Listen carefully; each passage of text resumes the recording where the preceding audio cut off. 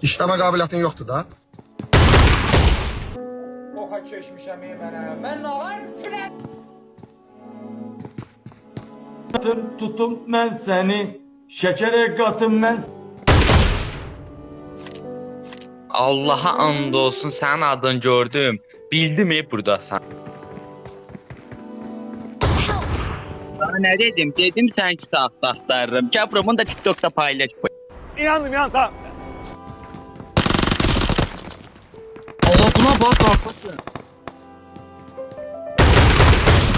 Yox əşi, ağzıma King Kong bəbək. TikTok'tan izleyeceğim ne yapıyorsun? Sen TikTok'tan izleyeceğim. Məsələn nə? Bana bitirdim. Ben bu havada niye böyle giyindim ya? Bana bitirdim. Haklıyız mısın?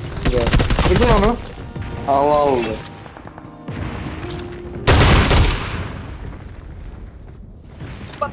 Hayır, sen oynadığın oyuna vurulmak için.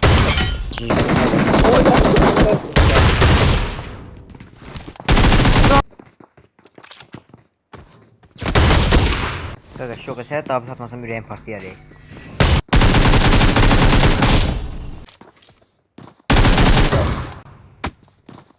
Ha, anladım da. 10 səkin p***lər və ülkəni oynayanlar sənin əlindən girmir beyəcəyərək.